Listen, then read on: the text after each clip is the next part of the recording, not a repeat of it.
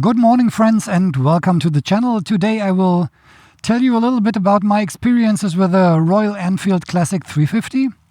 I own it for about 1 month now. I'm still in the break-in period because I could not ride that much. The weather was terrible, lots of rain. But today it's sunny. We have 13 degrees, so good temperature to take a ride. And while I'm riding, I will tell you a little bit about my experiences, the modifications that I already did on my Royal Enfield, and what is planned in the next weeks.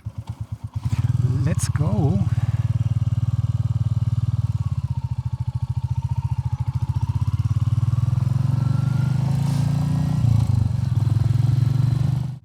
Okay, so what are my experiences with a Royal Enfield Classic 350? I still like it a lot. I have it for 1 month now. I've ridden 350 kilometers, so not that much. But every ride is quite emotional, so I enjoy every ride. It's so much fun. It's relaxed, not stressful in any way. I'm quite tall, so I'm 188 centimeters. And this bike is quite small, but still the riding comfort is very good. I have an upright sitting position, the legs are in a good position, the angle of the knees is okay. The seat is very comfortable. So if you, like I do, prefer to ride on country roads, cruise a little bit, enjoy the landscape, this is a fantastic bike. And maybe it's also a good tourer. I will test it for sure next year. I plan some road trips with this bike, and what is quite good is the fuel consumption, because I think it takes 2.6 liters per 100 kilometers. So with a 13-liter tank, it's around, I have to test it, but it should be around 500 kilometers with one tank. So this is perfect for long distance riding.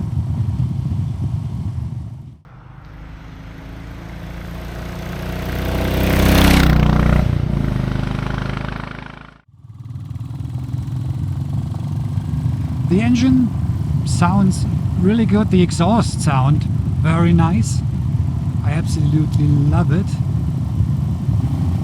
So what Royal Enfield gets out of this small 350cc engine is good sound. So sound good, riding experience good, gearbox very good. Shifting is very easy. Especially now that I mounted a heel and toe shifter, this is much better for me. Much more relaxed with my size 46 shoes. Of course, all the technical parts are very basic. We have a speedometer, we have a fuel gauge here, we have trip A, trip B, the auto and time, but it's enough. There's no keyless, there's nothing electronic, but this is what makes this bike easy to repair. So if there are some problems, I think you can fix a lot by yourself. The light is okay, even if it's not LED, but when you ride at nighttime, there's no problem with the visibility. But one thing that is really fascinating is wherever you go, always there's someone coming close to your bike, asking questions, just having a look. Yesterday someone took pictures of my bike, because a lot of people, they like this classic retro look of bikes. So about the modifications that I already did, of course I'm planning some road trips, so I will try to make the comfort a bit better. Maybe I will put the touring seat on the bike. I already have the small touring windscreen, but for this cold weather it's quite pleasant because it keeps the wind away from your chest. I have the crash guards. These are very good for mounting my cameras and to protect the bike, of course. On the back I have a luggage rack to put my bike on it while traveling, and I have some panniers from Hepco and Becker, which also have together 42 liters, I think. Yeah, 42.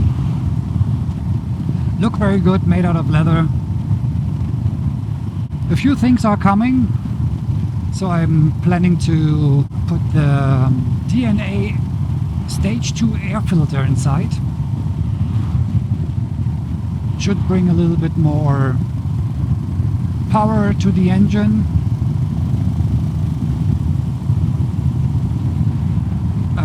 But anything else, the exhaust will stay standard, I think. So I'm not planning to do so much tuning modifications on the bike. For anything else, I think I don't feel the need to change so much on this bike. The look is perfect, the panniers fit very good. Okay, the windscreen, it's not so beautiful. I prefer it without, but it helps to keep the wind away, gives a little bit more riding comfort on the cold days now. So all in all, a lovely bike for a fantastic price, 5,400 euros in Germany. So much fun for such a small amount of money. Such a good looking bike. Absolutely amazing.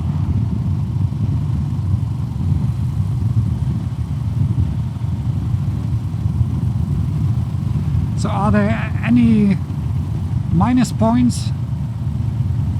Any dislikes? Very difficult at the moment. I'm having it just for 1 month. I'm still in love with it. The look is perfect in my taste. I wouldn't change anything. Riding comfort is good. Even the power is okay. I hope they will bring out in the next years the classic 650 with the engine from the Interceptor, and maybe we'll make the bike a little bit bigger so that taller riders ride even more comfortable and the bike doesn't look that small on a tall rider. Classic 650, this would be a very interesting bike. Then you have enough power also for 2-up riding, lots of luggage, touring. For sure it will look a little bit bigger than the 350, so for taller riders maybe a better look. So, but we don't know yet if it will come. For sure I would do a test ride if it's there, and maybe that's a good alternative for many Triumph Bonneville riders because the price is much lower. But we will see in the next years if there's coming something in the range of the 650 2-cylinder engine. But so far I'm really happy with the 350. So if you've never ridden a Royal Enfield 350, give it a try, do a test ride. It's really interesting. When I first rode it, first minutes I thought, ooh, it's maybe not enough power, 20 horsepower. But after half an hour, this was gone, this feeling. And I was just enjoying the ride. And the bike gives me such a big smile on my face. It's also for sure a good beginner's bike because it's easy to ride. Handling is okay. Okay, it's not the lightest one, it's 195 kilograms. But the handling is good. Absolutely perfect.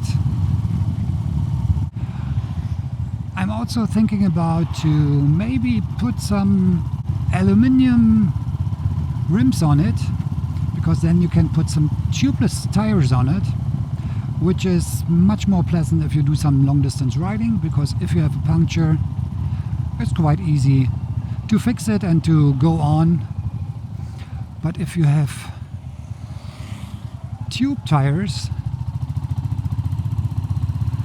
it's always a lot of work. So I prefer the look of the spoke wheels, the chrome ones I have now, but maybe just for the road trips that I'm planning I will change the tires to some aluminium rims with tubeless tires.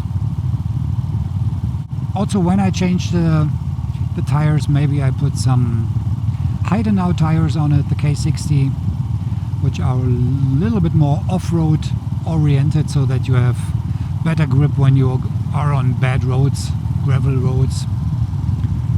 And Heidenau is a very good brand. If you have any questions about the Royal Enfield Classic 350, just write them down in the comments, or if you have any suggestions about videos, what you like to see, just let me know. And if you didn't do it already, I would really appreciate it if you subscribe to my channel. And if you liked the video today, just leave me a thumbs up, and I see you in the next video. Take care, ride safe, and cheers!